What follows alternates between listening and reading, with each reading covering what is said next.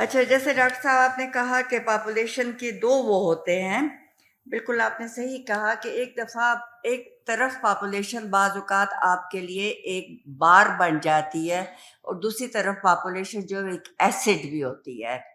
اگر آپ اس پاپولیشن کو افیکٹو پلاننگ کے ذریعے اس کو آپ ایک سرمایہ میں بھی بدل جائے، پاپولیشن یا انسان جو ہے بذات خود ایک مطلب اثاثہ ہے، ایک وہ چیز ہے جو مطلب کرتی ہے۔ ابھی آپ کو پتہ ہے اے آئی کا زمانہ ہے، اور باہر ملکوں میں جو ہے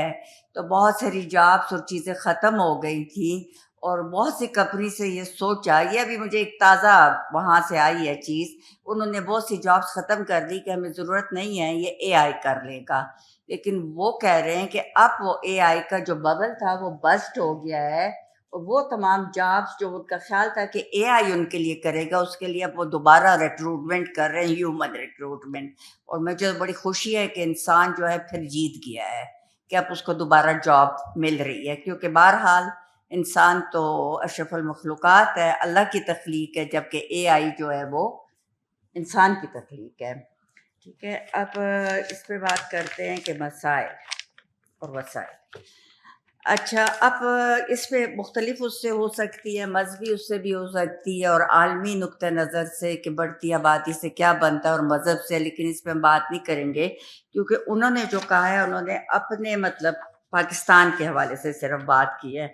اور مذہب کے لحاظ سے اگر آبادی اور کنٹرول پہ کریں تو ایک الگ بحث ہے، اور اسلام میں گنجائش ہے اس چیز کی کہ آبادی کو مطلب اپنے بچوں کی تعداد آپ اپنے وسائل، اپنے حالات کے مطابق جو ہے اس کو کنٹرول کیا جا سکتا ہے، وہ ایک الگ بحث ہے۔ بہرحال ابھی جو پاکستان کے حوالے سے جس کا ذکر اس کے اندر ہوا ہے، اس میں نمبر ایک پانی ہے۔ اب ہمیں جو مسئلہ پڑ رہا ہے پانی کا، ویسے تو پانی کا مسئلہ گلوبل ہے، پوری دنیا میں ہے، لیکن اس وقت ہم جو فیس کر رہے ہیں اس میں نمبر ون انڈسٹری بھی ہے، کہ جس کو میں بھارت نے ہمارا پانی بند کیا ہوا ہے، اور ہم جو ہیں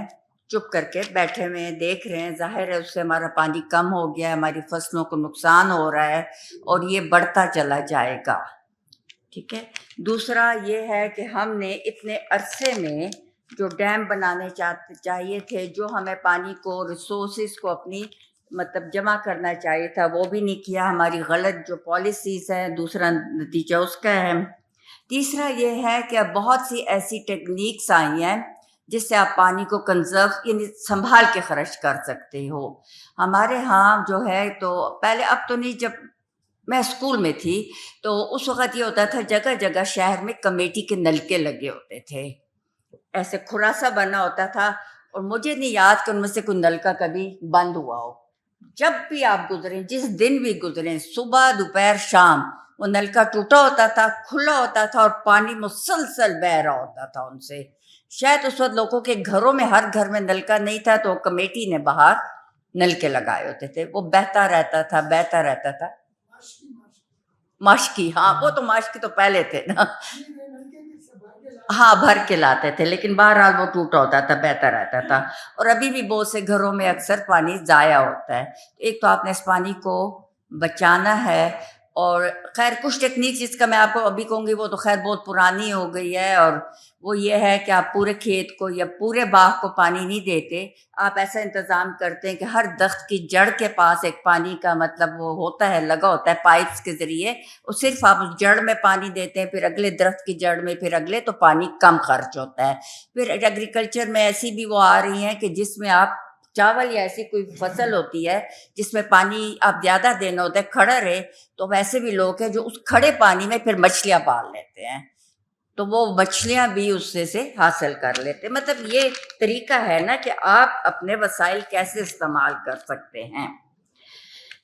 اس کے علاوہ جو وہاں پانی جو ضائع ہو رہا ہے، چلیں پھر کھانے پہ آ جائے۔ کھانے میں ہماری ایگریکلچرل گروتھ پہ ہمیں کام کرنا ہوگا، اور ایسی چیزیں ہمیں مطلب ڈھونڈنی ہوں گی کہ جس کے اگانے سے مطلب ہمیں فائدہ ہو، اور وہ زمینیں جن پہ ابھی نہیں اگایا جا رہا کچھ، ان کو بھی استعمال میں لانا ہوگا۔ ایک ہمارے ہاں بہت بڑا مسئلہ یہ ہے کہ جو بہت بڑے بڑے لینڈ لارڈس ہیں، ان کی چونکہ زمینیں زیادہ ہیں تو جو ان کی بہترین زمین ہوتی ہے اس سے وہ فصل حاصل کر لیتے ہیں اور ان کے لیے وہ کافی ہوتی ہے، اور جو ان کی زمین ایسی ہوتی ہے جو اتنی اچھی نہیں ہوتی، جن پہ ان کو کچھ خرچ کرنا پڑتا ہے، وہ سالہ سال تک بنجر پڑی رہتی ہے کیونکہ ان کو ضرورت نہیں ہے اس زمین کی، ان کا خرچے پورے ہو رہے ہیں، ان کی آمدنی ہے، تو وہ ضائع ہوتی رہتی ہے۔ لیکن اگر کوئی ایسا بندہ ہو جس کی وہی زمین ہو اور اس کو اسی میں کچھ اگانا ہو تو پھر وہ اس میں محنت بھی کرے گا اور اس سے کچھ حاصل بھی کرے گا۔ پھر ابھی خیر ریسنٹ 2-3 سالوں میں تو کسانوں کے ساتھ جو ہو رہا ہے اس کی وجہ سے بھی ایگریکلچر کے مسائل زیادہ ہو گئے۔ تیسری چیز جو ہمارے ہاں ایگریکلچر کے لیے بہت جو ڈیمیجنگ ہے وہ مڈل مین ہے۔ کسان بہت محنت کرتا ہے، کماتا ہے، لیکن اس سے جو بندہ اس کی فصل خریدتا ہے اور پھر آگے بیچتا ہے تو سب سے زیادہ فائدہ وہ مڈل مین لے جاتا ہے جس نے کچھ بھی نہیں کیا ہوتا۔ تو اس چیز کو، اس سسٹم کو بھی صحیح کرنا ہوگا اگر ہم نے اپنے وسائل کو جو ہے وہ اچھا کرنا ہے۔ اس کے علاوہ ہمیں اپنی بہت سی کھانے پینے کی عادتیں صحیح کرنی ہے۔ ہمارے یہاں کھانا ضائع کرنے کا بھی بہت ٹرینڈ ہے، تقریبات میں اس میں ہم اپنی پلیٹ اتنی بھر لیتے ہیں کہ اس میں سے پھر آدھا بھی نہیں کھا سکتے، وہ ایسے چڑھ کے کوڑے میں چلا جاتا ہے۔ اس کے علاوہ گھروں میں چیزوں میں فریج میں چیزیں پڑی رہتی ہیں، خراب ہو جاتی ہیں، پھر وہ کوڑے دان میں جاتی ہیں۔ یہ بھی اس کے علاوہ حکومت کے بھی جو گودام ہوتے ہیں جس میں گندم یا چیزیں پڑی ہوتی ہے، پڑے پڑے ان کو یا فنگس لگ جاتی ہے یا چوہے کھا جاتے ہیں یا کچھ اور ہو جاتا ہے، وہ بھی پھر ضائع ہو جاتا ہے۔ ان چیزوں کو بھی ہم اگر تھوڑا سا کنٹرول کر لیں تو ہماری وسائل جو ہے تھوڑے بڑھ سکتے ہیں، زیادہ آبادی کو ہم کیٹر کر سکتے ہیں۔ انرجی ہے تیسرا جو انہوں نے ذکر کیا، توانائی۔ توانائی کا بھی یہ ہے کہ اگر ہم اپنی جو سورسز ہے ہمارے پاس انرجی کے، اس میں پہلے نمبر پہ پانی آتا ہے۔ پانی وہی کہ ہم نے ڈیم نہیں بنائے، ڈیم بنائے ہوتے تو پانی بھی ہم جمع کر لیتے اور بجلی بھی سستی بنا لیتے۔ اس کے علاوہ اگر ہم بڑے ڈیم بھی بنا سکتے تو چترال اور سوات اور ایسے علاقے جہاں پہ پانی اوپر سے نیچے جو ہے وہ آتا ہے، اس میں اگر ہم چھوٹے چھوٹے ٹربائن لگا کے سستی بجلی بنا سکتے ہیں، اور اس میں گورنمنٹ چاہے تو وہ کمیونٹی کو اگر فیسیلیٹیٹ کرے تو پرائیویٹ پبلک پارٹنرشپ میں بھی یہ بنائے جا سکتے ہیں کہ گورنمنٹ ان کو فیسیلیٹیٹ کرے اور وہ بنائے تو کم از کم وہ جو نزدیکی علاقہ ہے اس کو بجلی مل جائے گی اور یہ مسئلہ ان کا حل ہوگا۔ اسی طرح سولر انرجی، پوری دنیا میں یہ اصول ہے کہ سولر انرجی سے اگر آپ اپنے گھر کے اوپر اپنا بندوبست کرتے ہیں اپنے پیسوں سے، اور اگر وہ گرڈ میں واپس جاتی ہے تو اگر آپ 1 یونٹ دیتے ہیں تو آپ گورنمنٹ آپ کو 1 یونٹ واپس کرتی ہے، آپ 2 دیتے ہیں آپ کو 2۔ ہمارے ہاں اگر آپ 5 یونٹ دیتے ہیں تو گورنمنٹ آپ کو 1 یونٹ واپس کرتی ہے۔ پیسے آپ کے ہیں، سورج اللہ کا ہے، بنائے سب کچھ آپ نے کیا، لیکن گورنمنٹ آپ کے 4 یونٹ لے لیتی ہے، اور سنیں آپ وہ اس کو بھی چینج کر کے اس سے بھی مشکل پہ جا رہے ہیں۔ ٹھیک ہے، اچھا ہیلتھ ہے۔ ہیلتھ جو ہے تو وہ تو آپ کو پتہ ہی ہے کہ ہیلتھ کو ہم کتنا بجٹ دے رہے ہیں، اور اگر ان کے پاس، لوگوں کے پاس صاف پانی ہوگا پینے کا، خوراک ہوگی صحیح کھانے کے لیے، اتنے وسائل ہوں گے کہ وہ اپنی ہائیجین کا خیال رکھ سکیں گے، تو ہیلتھ ان کی ویسے بھی بہتر ہو جائے گی، ان کو کم بیماریاں لگیں گی اور کم ضرورت پڑے گی علاج کی۔ جابس جو ہیں، جابس تو سب کو پتہ ہے کہ جی ڈی پی گروتھ جتنی ہوتی ہے اتنے جاب نکلتے ہیں، جتنی انویسٹمنٹ آئے گی آپ کے ملک میں، جتنے کارخانے لگیں گے، جتنی ترقی ہوگی، جتنا انفراسٹرکچر بنے گا، اتنی جابس ہوں گی۔ تو وہ آپ کو پتہ ہی ہے کہ وہ کب ہوگا اور کس طرح ہوگا،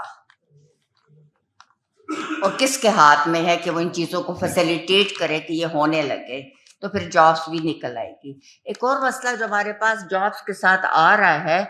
کہ جب ہمارے ہاں جو ایجوکیشن لے رہے ہیں بچے، جو لے رہے ہیں، جو نہیں لے رہے وہ تو الگ بات ہے، جو اسکولوں سے باہر ہے وہ تو ایک الگ مسئلہ ہے۔ جو لے رہے ہیں وہ جو ڈگریاں لے کے نکلتے ہیں تو جابس نہیں ہیں،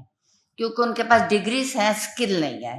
تو ایسا ایک سسٹم ہونا چاہیے کہ بچوں کو اسکل بیسڈ جو ہے وہ ایجوکیشن دی جائے، تاکہ وہ یہاں پہ کچھ اسکل بیسڈ جو کام ہیں، جابس نکلیں، اس میں بھی کام کر سکیں، اور یہاں پہ اگر نہ بھی نکلیں تو کم از کم باہر جا کے وہ اپنے لیے کوئی اسکل بیسڈ جاب جو ہے وہ دیکھ سکیں۔ بس یہی تھوڑی سی باتیں میرے ذہن میں آئی تھی جو میں نے آپ کو بتائی۔